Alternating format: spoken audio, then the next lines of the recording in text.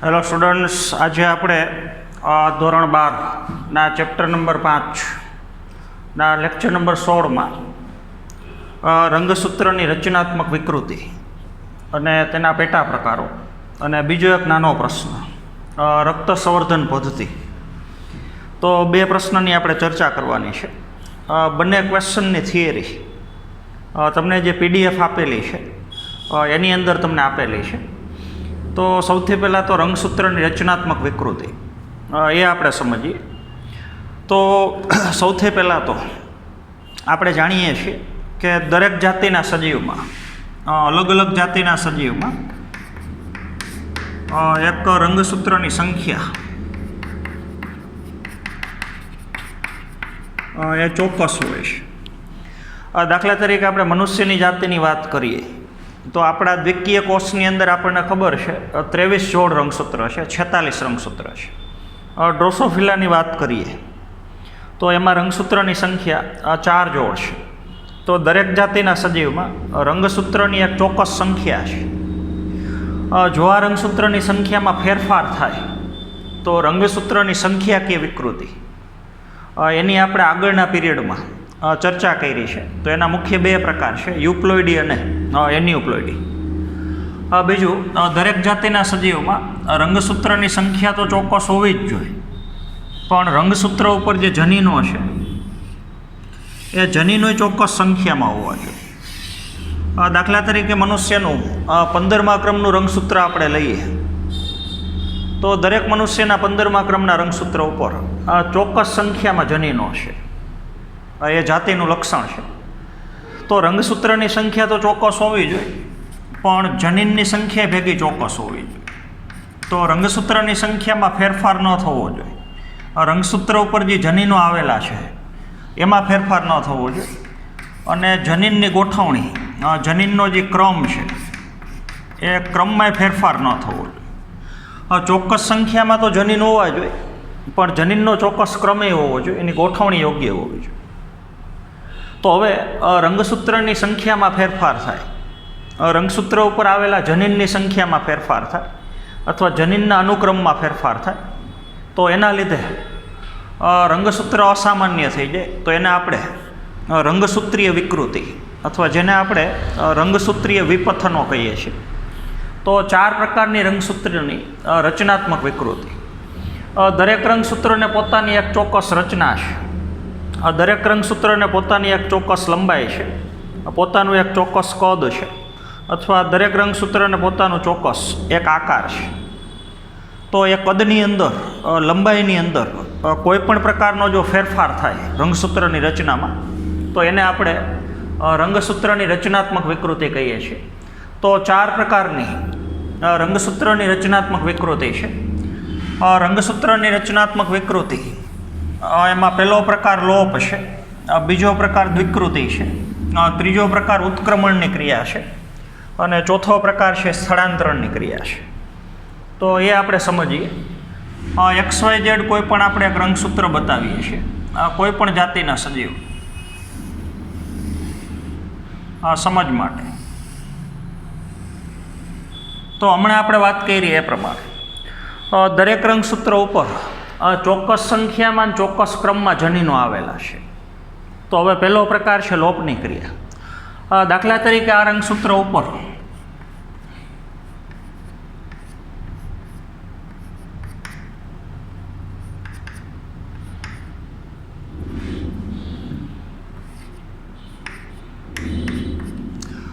એથી શરૂ કરી અને આઈ સુધીના જનીન એક ચોક્કસ ક્રમમાં આવેલા છે. અત્યારે આ સામાન્ય રંગસૂત્ર છે.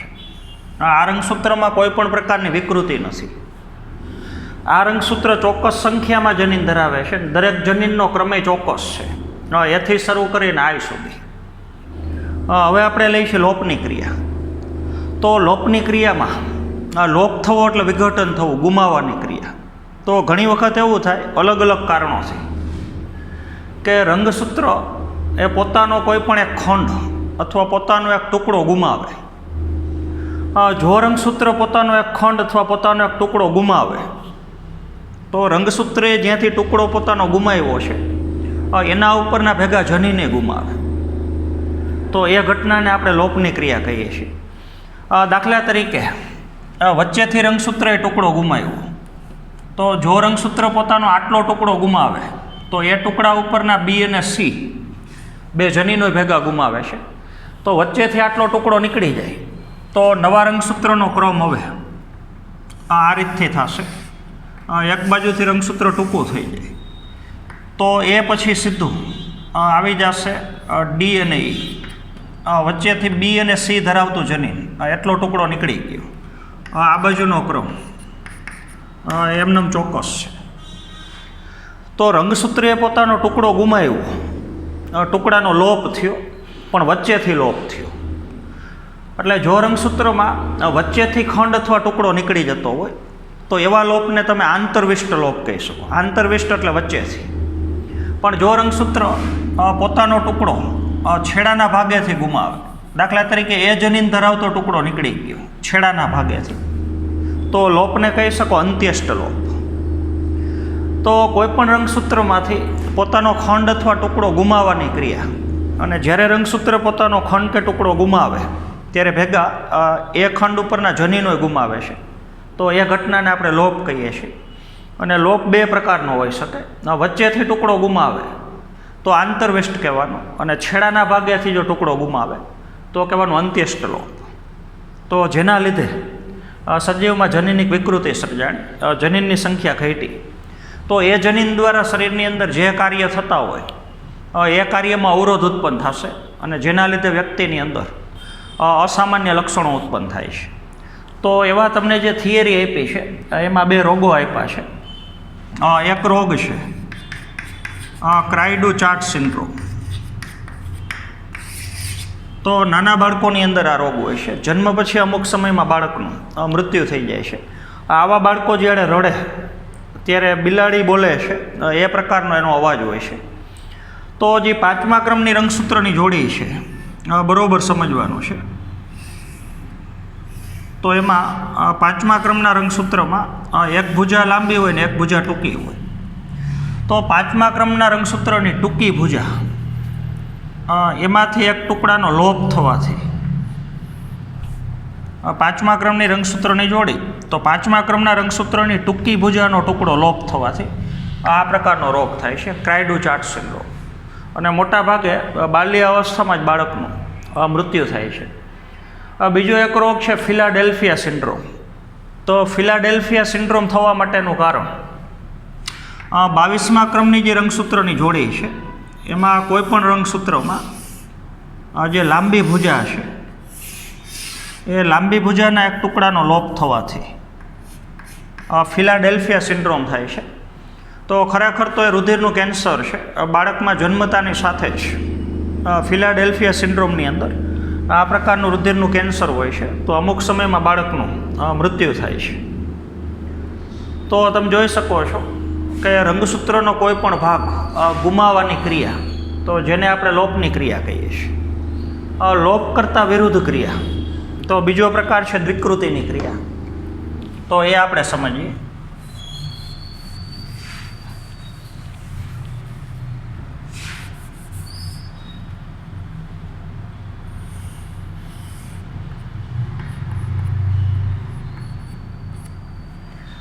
દાખલા તરીકે આ સામાન્ય રંગસૂત્ર છે. તો કોઈ રંગસૂત્ર ઉપર ચોક્કસ સંખ્યામાં જનીનો છે અને ચોક્કસ ક્રમમાં છે. તો દ્વિકૃતિની અંદર કોઈ ખંડ બેવડાવવાની ક્રિયા, રંગસૂત્રનો એક ખંડ 2 વખત રિપીટ થતો હોય. દ્વિકૃતિ એટલે 2 વખત, દ્વિ એટલે 2.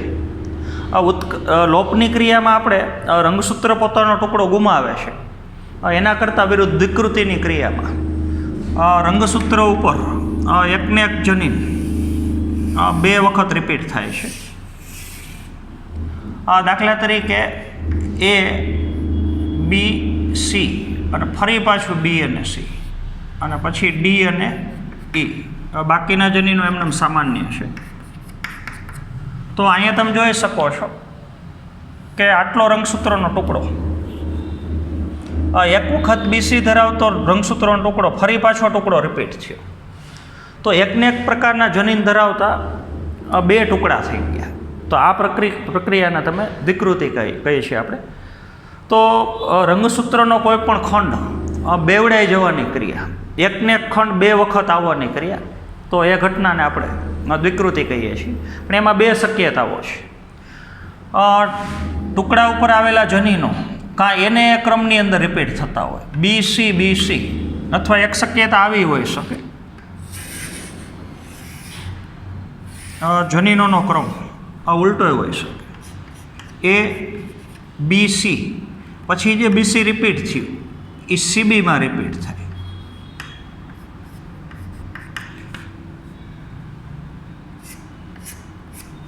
તો એકને એક ખંડ બેવડાણો, પણ જે બીજો ખંડ બેવડાણો એ ઉલટા ક્રમમાં બેવડાણો, એટલે કાં એને એ ક્રમ જળવાય અથવા ક્રમ છે ઉલટો હોય.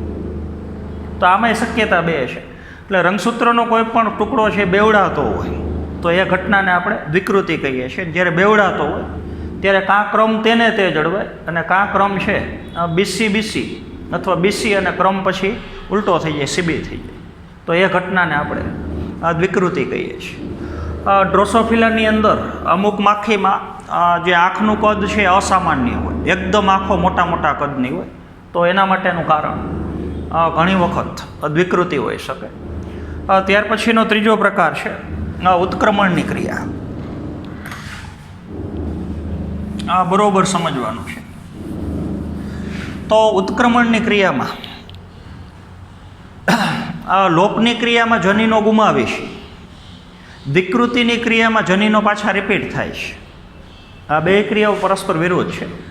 આમાં રંગસૂત્રનો ટુકડો ગુમાવે તો જનીન ગુમાવે, રંગસૂત્રનો એકને એક ટુકડો બે વખત રિપીટ થતો હોય તો જનીનો વધારે હોય.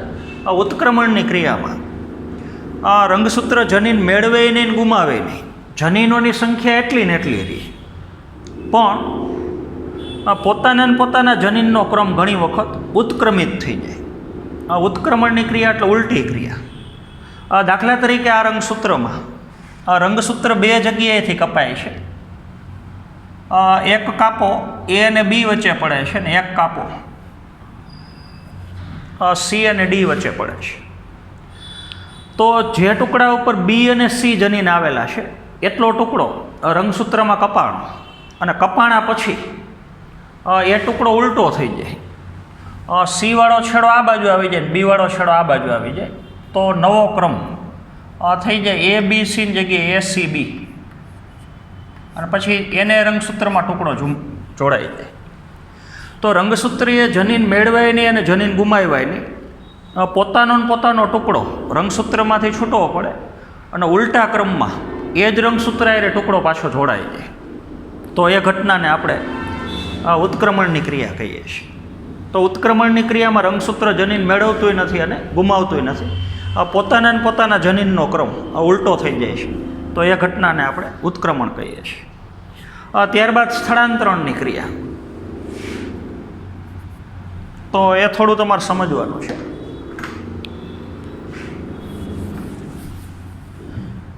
દાખલા તરીકે આપણે બે જોડ રંગસૂત્ર બતાવીએ.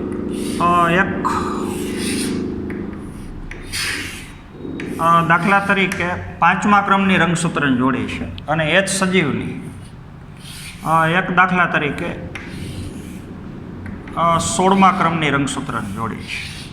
જોડીના બે રંગસૂત્ર સરખા હોય એને આપણે સમજાત રંગસૂત્રની જોડી કહીએ છીએ. આ ઉદાહરણ તરીકે લઈએ છીએ. દાખલા તરીકે આ રંગસૂત્ર ઉપર ABCD EF G અને H આવા જનીન આવેલા છે. હવે દાખલા તરીકે 5મા ક્રમના રંગસૂત્રમાંથી B અને C ધરાવતો રંગસૂત્રનો ટુકડો છૂટવો પડ્યો. એ ટુકડા ઉપર બે જનીન છે, B અને C.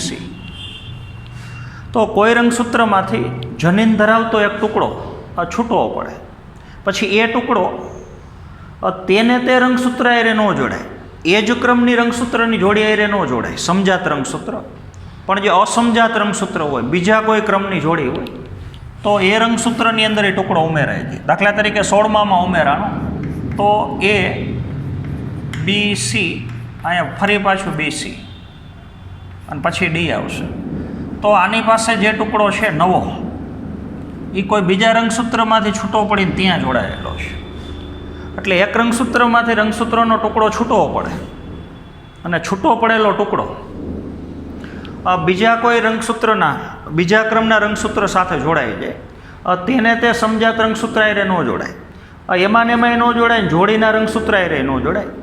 પણ આ રંગસૂત્રની જોડી સિવાયની કોઈ પણ જોડીના રંગસૂત્રમાં જો એ ટુકડો જોડાઈ જાય તો એ ઘટનાને આપણે સ્થળાંતરણની પ્રક્રિયા કહીએ છીએ.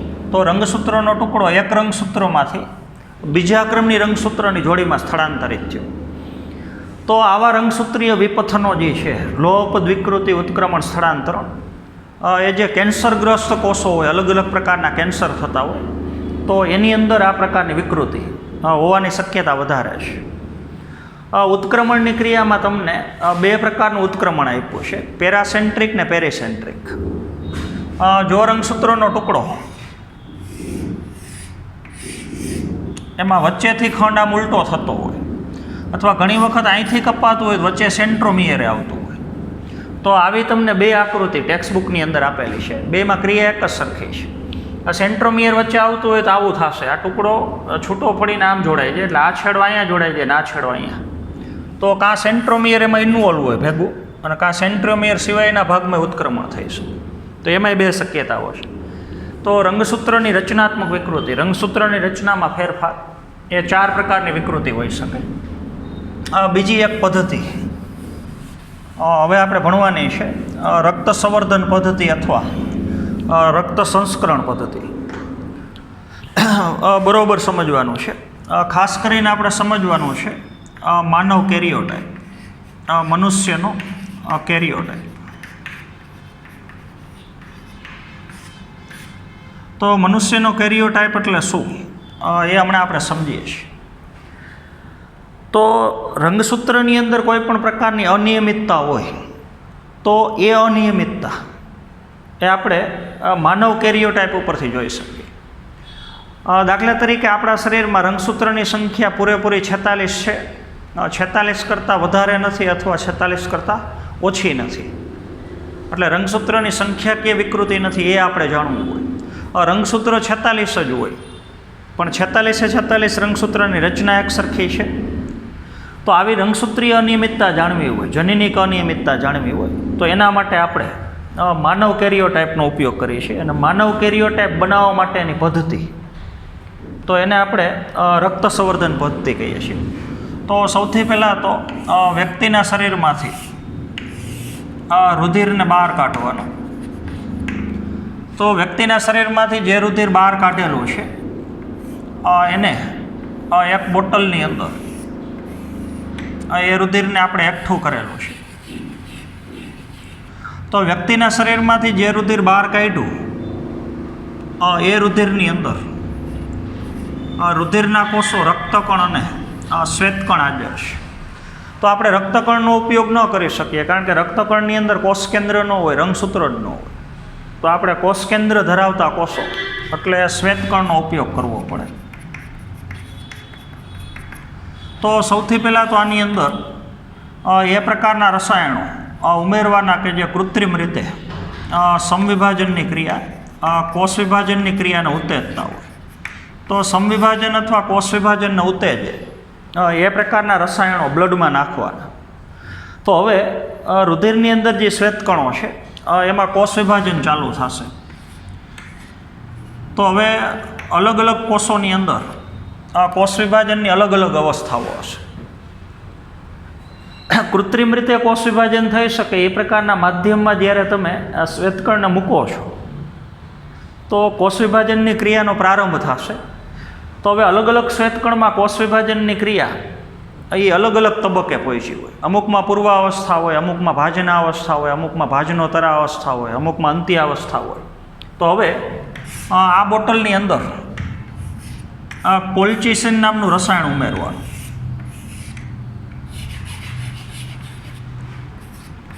શ્વેતકણો અત્યારે વિભાજન પામે છે અને એ માધ્યમની અંદર અમુક સમય પછી કોલ્ચિસિન નામનું રસાયણ તમે એડ કરશો તો આપણને ખબર છે કોલ્ચિસિન નામનું રસાયણ દ્વિધ્રુવીય ત્રાકનું નિર્માણ અટકાવે. તો હવે જેવું માધ્યમમાં તમે કોલ્ચિસિન એડ કરશો એટલે કોષ વિભાજનની ક્રિયાની અટકી જશે. તો આમાંથી અમુક શ્વેતકણો વિભાજન પામતા પામતા એ મધ્યાવસ્થાએ પહોંચ્યા હોય. તો મધ્યાવસ્થા એટલે આપણને ખબર છે ભાજના અવસ્થા.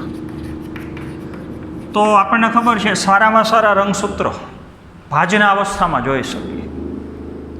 તો આપણે ભાજના અવસ્થામાં જો રંગસૂત્ર જોવું હોય, રંગસૂત્રનો ફોટોગ્રાફ્સ પાડવો હોય, તો ભાજના અવસ્થામાં કોષ વિભાજન એમને અટકી જવું જોઈએ. તો એ અટકાવવાનું કાર્ય કોલ્ચિસિન કરે છે. એટલે જેવું માધ્યમમાં કોલ્ચિસિન નાખો એટલે કોષ વિભાજનની ક્રિયા અટકી જાય. હવે બોટલમાંથી રુધિર બહાર કાઢી અને એ રુધિરની સ્લાઇડ બનાવવાની, રુધિરનું લેપન કરવાનું અને એનો હવે માઇક્રોસ્કોપની અંદર અભ્યાસ કરવાનો.